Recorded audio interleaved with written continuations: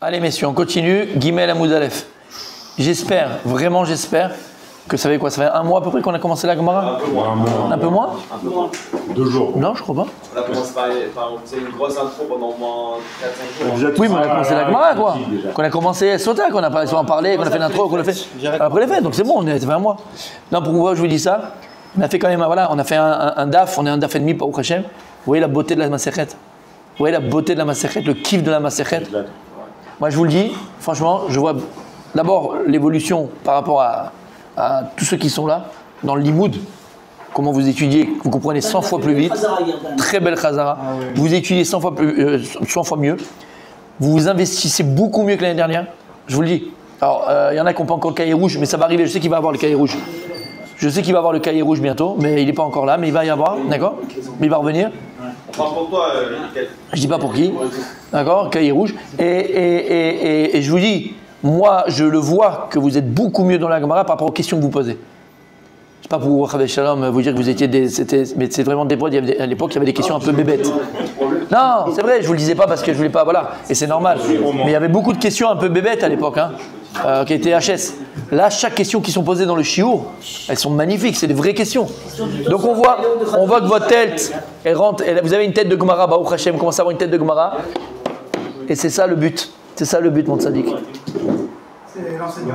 Non, c'est vous, l'investissement. On y va? Est-ce que vous êtes prêts?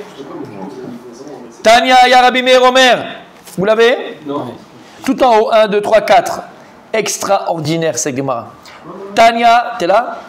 Tania Aya Rabbi Meir Omer. Rabbi Meir, il disait Adam over Avera Baseter.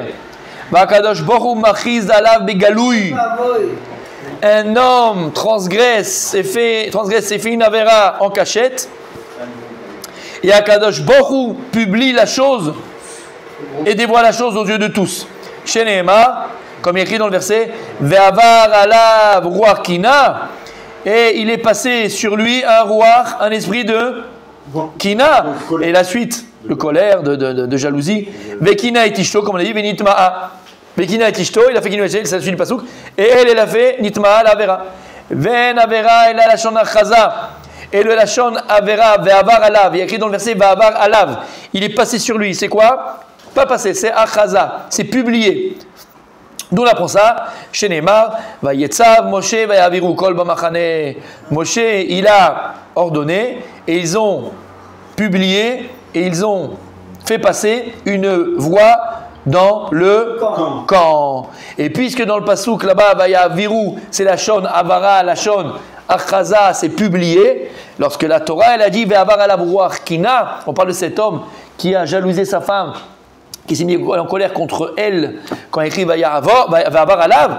De là on apprend que tout celui qui fait une avera beseter en cachette, Akadosh Bohu, alors dévoilera sa faute aux yeux de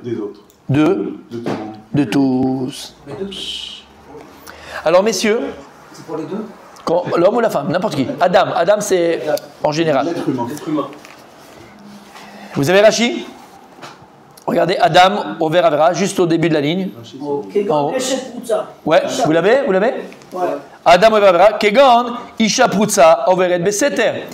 Il donne un exemple, Rashi. Il dit par exemple, parce qu'on est dans Sota, et là on parle de ce cas-là. Par exemple, une femme qui est Prutza, une femme qui est débauchée, elle va faire la Avera en cachette. Elle ne va pas le faire en public, elle le fait en cachette. Qu'est-ce qui se passe avec la Sota? Akadosh Bohu, alors il va être mégalé, tu sais, il est tout le monde. On va aller jusqu'à Yerushalayim, qui nous istira, l'archoua. Elle va aller à Yerushalayim, elle va boire, et si elle a fait Nitmea, elle va exploser. Il y a l'histoire qu'on a racontée aux yeux de tous. Ça arrive jamais? Enfin, on va voir, c'est déjà arrivé, on va voir. Pas très du tout, même on va le voir, d'accord? C'est pas. Comment? Non, il y a des témoins qui ont vu qu'elle fait stira, ils n'ont pas vu le massé, donc elle fait Besseter. D'accord, c'est ça qu'on parle. Non, bravo à toi, c'est une très bonne éhara, magnifique. T'as compris ce que ça veut dire? Messieurs, et ça c'est vrai pour la Sota, mais c'est vrai pour n'importe quel être humain, n'importe quelle personne. Si une personne, elle va mentir. Pas mentir, c'est une personne, elle fait une avera besséter. Une personne, elle fait une avera besséter. À la fin, la chose, elle est glouia, la chose, elle va. C'est 1 an, 2 ans. À un moment donné, ça va. Chez Mishmor, chez l'Oeda, d'accord, et les Avdil, parce que je ne vais pas ramener des souvenirs et des exemples de pourris, d'accord. Mais c'est comme l'abbé Pierre. Hein. Voilà, ça l'a rejoint après sa mort. Voilà, c'est tout. Il a pu cacher de son vivant. Mais, eh bien, à un moment donné, ça se saura. Un moment donné, Kadosh Baruch Hu, il dévoile la chose. Il a violé les gosses, c'est tout. C'était leur symbole pour eux. C'est vrai pour tous les êtres humains. Quelqu'un, comment? Ah, c'est pas des gosses? C'est des attouchements sexuels. Comment? T'étais en colo avec lui? Non, je rigole. Avec qui? Avec ses soeurs. Avec ses soeurs? Avec mon Pas les sœurs. Ah, les sœurs. Les sœurs, ah, les bonnes sœurs. Non, les bonnes sœurs, non, les sœurs. Elles sont pas très bonnes. Bref. Bref. Non, c'est vrai, en fait, c'est un homme. Bref. Messieurs, on revient. On s'en fout de lui. Allez, on revient. On parle pour nous. Le Moussar Askel. Faire attention, mon tzaddik. Parfois, un homme, qu'est-ce qu'il fait? Une personne dit, regarde, qui va me voir? Qui va le savoir? Qui va... Le type, il est parti en Thaïlande, l'autre il est parti à Dubaï, l'autre il est parti où il veut. Il dit, qui c'est qui peut me voir là où... Qui peut? Là, il y a un Eh ben, Habibi, là-bas, quelqu'un il t'a vu, et qui est parti en vacances, et il est dans la quille à côté, et il t'a vu. À un moment donné, Habibi, tu peux le faire une fois, tu peux 2 fois, tu peux 3 fois. Aval, sache une chose, qu'à la fin, si tu es ouvert à Vera Besseter, la chose est Marchiz Begaloui.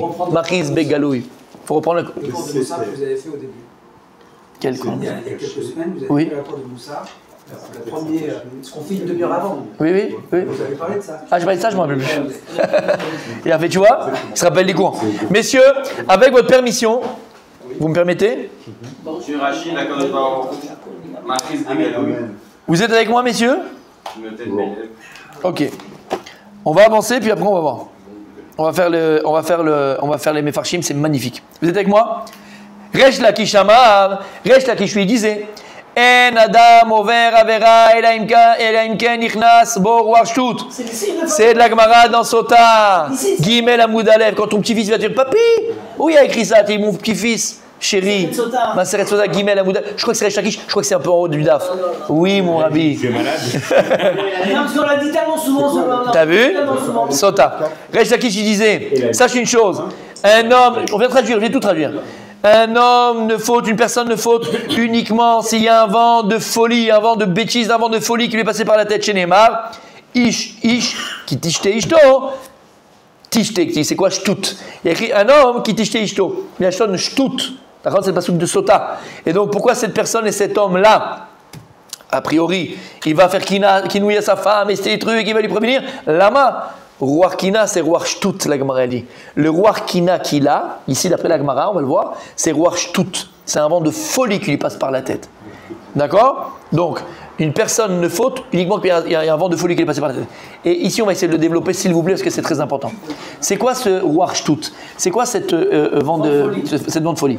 La Gemara nous dit, en fait, la faute n'est possible uniquement si au moment de la faute, avant la faute, parce qu'après quand tu l'as fait, tu l'as fait, mais avant la faute, au moment de la faute, juste avant la faute, tu as un vent de folie. C'est quoi ce vent de folie? Rappelez-vous, on avait fait un cours sur ça. C'est un vide. C'est un vide. Un vide de quoi? Un vide de réflexion. C'est fini, il l'a dit, c'est bon, magnifique. Un vide de Dieu. Ça veut dire quoi? Oh, j'explique. Reste concentré en un seul mot. Écoute bien. Ça veut dire quoi? On avait expliqué, et c'est le Rav Dessler qui explique ça, d'accord? On avait expliqué en vérité que l'homme, la chose la plus chère que Dieu lui a donnée, la chose la plus importante que Dieu lui a donnée, la chose finalement qui est la plus importante, mais qui va rester de nous après 120 ans. Après 120 ans, qu'est-ce qui reste de nous? Qu'est-ce qui reste de toi? Qu'est-ce qui reste de moi? Le corps, il disparaît. L'âme, elle arrive à ça. Non, mon ami. Qu'est-ce qui reste de moi? Moi, j'ai vécu dans ce monde-là. Ce que tu as fait. Non. Je répète encore. À chaque fois que je dis ça, vous dites la même chose. Qu'est-ce qui reste de moi, de mon moi? L'os derrière. De mon moi. Le nom. Stop. T'es quelqu'un? Là, je te parle. Tu comprends ce que je te dis? Tu analyses ce que je te dis? Yesh. Tu es là. La mémoire. La conscience. Qu'est-ce qui reste de nous après 120 ans? C'est notre conscience, il dira Rav Dessler. D'accord? C'est mon da'at.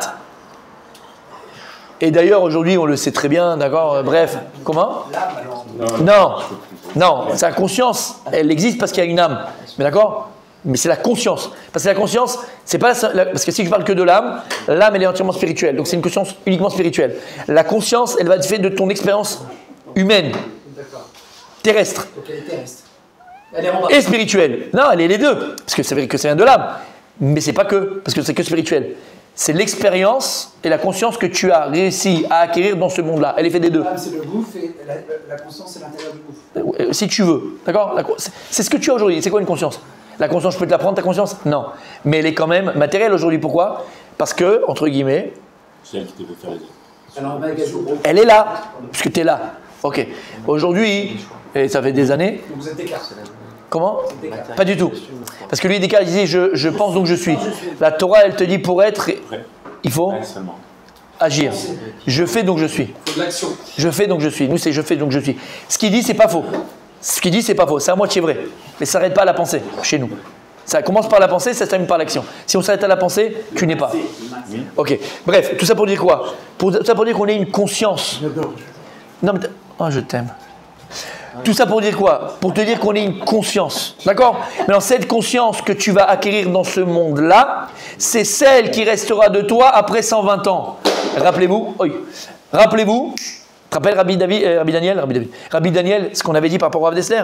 La conscience que tu as acquis dans ce monde-là, c'est celle qui reste après 120 ans. Ça veut dire qu'on comprend, il dit Rav Dessler, c'est quoi le Gehinam et c'est quoi le Gan Eden? Rabbi Michael, c'est quoi le Gan Eden, c'est quoi le Gehinam? Il dit Rav Dessler, c'est quoi le Gan Eden? C'est quoi le Gehinam? Le Gehinam, c'est quoi? Nous voilà Lucifer, la petite truc, le machin. Ouais, ça c'est pour les autres aussi, mais quand c'est plus chrétien, c'est Lucifer, d'accord? C'est quoi le Gehinam? Il dit Rav Dessler, c'est quoi? C'est qu'en vérité, une personne qui dans ce monde terrestre toute sa vie, il a une conscience erronée de ce monde terrestre. Et c'est quoi avoir une conscience erronée? C'est que toute sa vie, il a couru après les plaisirs de ce monde, les envies de ce monde, le paraître de ce monde, donc le faux de ce monde. C'est la conscience qu'il a acquis dans ce monde-là, c'est celle qui reste après 120 ans. Et l'exemple qu'on donne, écoute bien. Voilà la différence entre la conscience et la vraie et la vérité. Il a fait, on est dans le monde de la vérité. Ah oui. Et à quoi ça ressemble? On donne tous cet exemple. C'est le type, il est dans le désert pendant 2 heures, Sahara à 50 degrés, il va mourir, il n'a plus d'eau, il crève de soif. Et là, juste attends, il arrive et il y a une cascade. Il y a une cascade comme ça. Et il arrive pour boire, et très très fine, mais très fine. Il ne le voit pas la vitre, il ne la voit pas. Il y a une vitre qui le sépare de l'eau. Et il est là, il veut mettre la langue, il met la langue, mais il la met sur la vitre. C'est-à-dire que l'eau, elle est là, il la voit tomber, il la voit couler, il crève de soif. Il ne pourra jamais assouvir sa soif. Et dit Rav Dessler, c'est pareil. Le Gehinam, c'est quoi? C'est quelqu'un qui a une conscience erronée de la vérité, puisqu'il a acquis une mauvaise conscience du monde et de la vérité. Il est dans le faux. Il va rester avec ses mêmes envies, ces mêmes l'envie de plaisir, les mêmes tabots, les mêmes. Mais puisqu'on est dans un monde entièrement spirituel, il n'y a plus le corps, il ne pourra jamais les assouvir. Il dit ça le Gehinam. C'est ça le Gehinam. Et à l'inverse, t'as compris? C'est ça l'enfer. L'enfer, c'est que tu vois l'eau qui coule, bah t'as l'air à tu peux pas boire. Mais en fait, c'est pire de Tu peux plus. Et ta conscience, c'est ça qui reste. Et il dit l'inverse, le Gan Eden. comprendre en fait ce que tu aurais pu avec ce que Et c'est ça là, bien sûr. Et c'est exactement ça. C'est exactement ça. Et le Gan Eden, à l'inverse, quelqu'un qui a une conscience vraie, juste du monde, c'est avec celle qu'il aura là-haut. Là-haut. Comment? Monsieur, il aurait les deux. Mais lui, mais si, mon sadique. Mais Vadaï. plaisir. Non, il a eu les plaisirs de ce monde-là. Il a. Bon, bref, c'est enregistré. Il s'est éclaté avec sa femme. Il a fait des merveilles avec ses enfants. Il a voyagé où tu veux. Mais il a voyagé en endroit où c'était cachère. Il a fait ses tefilines. Il n'est pas parti écromprer sa femme. Il n'a pas mis trempé le biscuit là où il ne fallait pas. Il n'a pas fait des bêtises. Il n'était pas dans les tabotes. Il n'était pas. Il n'avait pas le manouille. Il était abonné ni à YouPorn, ni à Hot Express, ni à Blue on You, et ni Blanche-Neige et les 7 fesses. D'accord, avec 7 mains là, Blanche-Neige et les 7 mains. Hein? T'as compris ce que je veux dire? C'était fini ça. Habibi. Parce qu'encore une fois, nous le plaisir, messieurs. Il a fait un vide en tout, lui. Messieurs, parce que pour lui le plaisir c'est la luxure, plaisir c'est la tama. La luxure, c'est pas que le sexe. Je donne l'exemple parce que je sais à qui je parle, non je rigole. Je donne l'exemple. D'accord? Ça peut être la bouffe, ça peut être le manger, ça peut être mais il n'y a pas interdit, c'est pas interdit d'avoir une belle maison, c'est pas interdit d'avoir une belle voiture, si t'en fais pas un but. On parle de quelqu'un qui a une conscience erronée. C'est quoi la conscience erronée? C'est quelqu'un qui a fait un but de la matière. La matière dans le judaïsme, c'est pas un but, c'est un moyen. Et si la personne a eu tout dans le monde, dans la Gemara, il y a eu des Tanaïm qui étaient excessivement riches. Ils n'ont jamais fait un but, c'était un moyen. Ce qu'on a dit dans le Chot Levavot, quelqu'un qui habite au Hachem, il a beaucoup d'argent, mais il en fait un moyen de son argent, il sait que c'est en picadon chez lui. Et il va faire des choses extraordinaires, il va même aller à l'hôtel avec sa famille, mais il fait plaisir à tout le monde. Il est barbour, il donne, il est généreux, c'est magnifique. Enlève ça de ta tête, ça c'est l'esprit chrétien. Tu as compris ce que je dis? Tu as le droit de profiter de ce monde-là, uniquement si tu as la Torah. Quand c'est écrit dans la Gemara, dans Maseret Kedushin. Si tu n'as pas la Torah, tu es en danger de profiter de ce monde, parce que tu ne sauras pas comment le profiter de ce monde. Shamata, la Torah elle te permet de profiter de ce monde, mais elle te dit juste comment? Pour pas que ce monde il t'aspire. C'est tout. C'est tout. On est là? Ok. Donc en fait, qu'est-ce qui reste après 120 ans? Encore une fois, c'est notre conscience. Et donc ce qu'il faut travailler, dit Rav Dessler, dans ce monde-là terrestre, c'est notre conscience. Et c'est ça qu'il dit David Amelech. Shiviti Hashem Nenegdit. Pourquoi c'est une phrase tellement belle de David Amelech? David Amelech, il avait une conscience de Dieu constante. Et c'est ça que je vais arriver. Quand une personne elle a une conscience constante de Dieu, il n'y a pas la place à la faute. Le seul moyen d'avoir une place à la faute, bon, soit c'est que la personne elle est loin. On ne parle pas de gens qui sont loin de la Torah, qui ne connaissaient pas, ils ne sont pas nés dedans, ou l'oyodé à Kloum. Je ne parle pas de ça, je parle des gens même traditionnels, des gens qui savent, ils ont vécu plus, moins, mais on connaît Dieu, d'accord? Et on sait Hachem, tout ça. Mais alors pourquoi une personne, elle va se permettre de fauter? Uniquement parce qu'à ce moment-là, c'est quoi Ruach Shtut? C'est qu'il a créé un vide de Dieu à un moment précis. Et je sais ce que tu vas dire, écoute bien. T'as entendu parler? T'as entendu Ruach Shtut? C'est un vent de folie. S'il y a un vide, par exemple, il y a un vide, je ne suis pas en cours de Torah, je ne suis pas en train de penser à quelque chose Ouais. et je vais faire un sport que j'aime. Magnifique, super, c'est pas ça qu'on parle. C'est pas ça qu'on parle. Non, là tu es en train de faire quelque chose. Comme la Gemara elle dit, la Gemara dit, Maseret Tuvot. La Gemara dit dans Maseret Tuvot.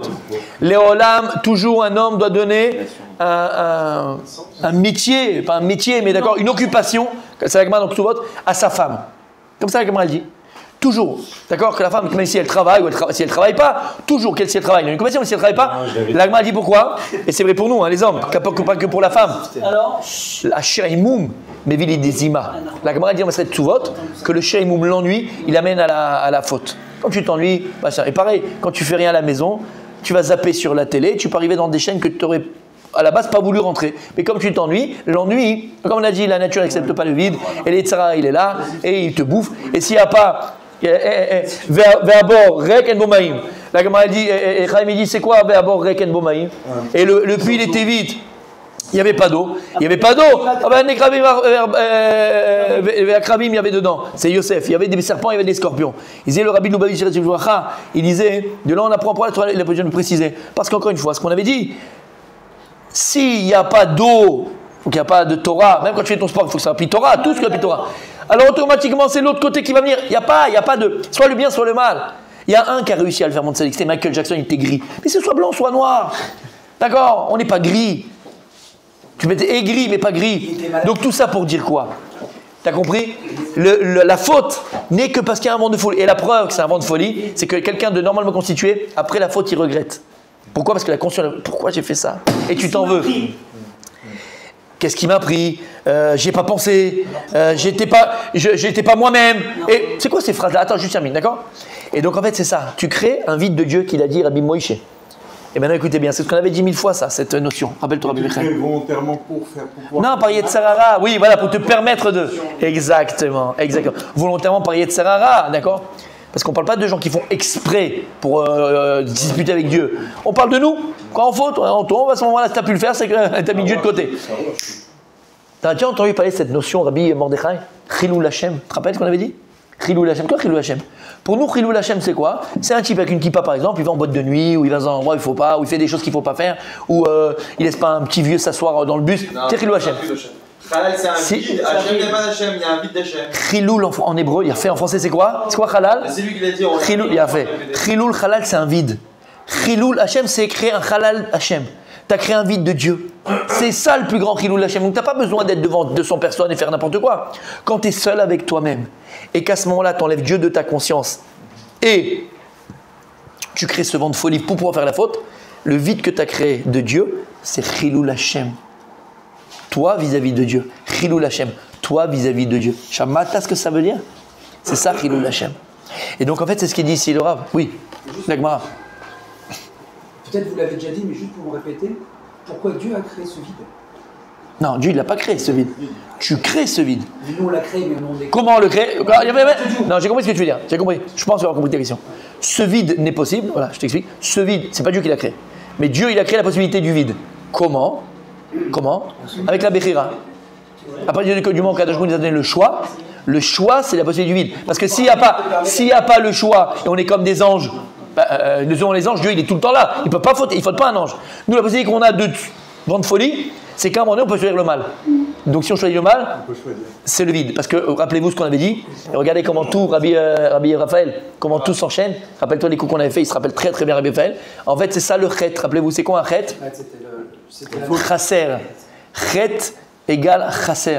Quand on parle de péché, on parle de manque, donc on parle de vide. D'où on apprend ça? Lorsque Bathsheba est venue devant David Améler qui allait mourir. Et non. Et quand elle est venue, Bathsheba c'est la mère de Shlomo Améler. Et lorsque Adoniaou, qui était un des fils de David Améler, il a pris le pouvoir, il a fait un putsch et il a pris la place de son père, qui allait mourir, il a dit c'est moi l'héritier. Nathan, Anaïm, il est venu voir Bathsheba, il lui a dit va vite chez David avant qu'il quitte ce monde. Il t'a promis que ce soit ton fils, Shlomo Améler qui doit être Mélech Israël. Et donc elle est partie. Exactement. Tu vois, Mina Shamayim, comment les choses sont belles. Et donc elle va Bathsheba devant David Améler, elle lui parle, les machins de ça, et à un moment donné, elle dit rappelle-toi que tu m'as promis que ce soit mon fils Shlomo qui soit sur ton trône, et si jamais tu appliques pas ta parole, moi et mon fils, on sera Khataim Lefanecha, on sera Keilou Khataim. Et là, le Metsudat David, le Radak, tout le monde là-bas sur place, et Rashi même, il dit c'est quoi Khataim Lefanecha? On sera des pécheurs? Non, Chasserim. Chasser, on sera des manquants. Tu nous as promis quelque chose, il va nous manquer ce que tu nous as promis. Chet, c'est un manque. D'après? Et en fait, c'est ça. À chaque fois que tu fais une avéra ou un péché, bon, j'aime pas ce mot-là parce que c'est très chrétien, mais on va le traduire comme ça. C'est un manquement. Le péché, si tu le traduis, c'est pas péché. Péché, c'est chrétien. Chez nous, c'est un manquement. Quand tu transgresses quelque chose d'une parole d'Hachem, c'est un manquement que tu as eu. C'est un manquement. Un manquement de faire. Voilà. C'est un manquement envers Dieu. Un manquement par rapport aux obligations que j'ai dû avoir par rapport à Dieu, mais surtout un manquement de Dieu, exactement. Il a manqué Dieu dans ce que j'ai fait, la preuve faite. Et c'est pour ça, mon sadique. Oh là là, qu'est-ce que je l'aime, Rabbi Raphaël. Quand je vois Rabbi Raphaël, tout vient. C'est pour ça que disent les Chachamim, c'est pas de moi. Tout ce que je dis, c'est pas de moi. C'est ce que j'ai étudié, voilà, je rapporte ce que j'ai étudié. C'est pour ça qu'ils disent les Chachamim. C'est pour ça que quand tu dis le mot chet, c'est quoi chet? Faute. Un manquement. Ouf. D'accord, c'est un manquement. C'est pour ça que le mot chet, comment tu l'écris? Chet, tête, aleph. Mais le aleph, tu le prononces pas. Lama. Parce qu'il est chasser Aleph, chasser Dieu. Tu as fait quelque chose qui est chasser. Alors il était là, parce que pourquoi il était là Dieu? Parce que si tu peux bouger tes mains, cligne de l'œil, l'énergie que tu as, c'est Dieu à ce moment-là qui te la donne. Donc il est là. Aval, Kabiachol, tu as utilisé cette énergie de Dieu pour faire le mal. Donc le chet, le Aleph, on ne le prononce pas. C'est quoi Aleph? Aloufo Shelem. C'est le maître du monde. Chasser Aleph. Dans ce que tu as fait, chasser. Comment? Il n'y a pas de Yud, hein? Non. Aleph. Chet, tête, Aleph. Ah oui, c'est Yud Kevavke, c'est 26. C'est pour ça que c'est Dieu. Ça représente le Foshelola. C'est clair? Alors, messieurs, si vous voulez bien, demain, on est quel jour demain? Oui, on est encore demain. Ah, on est mercredi, bon, demain, avec votre permission, on fera les Mefarshim. Extra, on va voir Rabbi Israël Salanter qui parle de ça. On va voir, c'est magnifique. Alors, il y a le numéro de la société.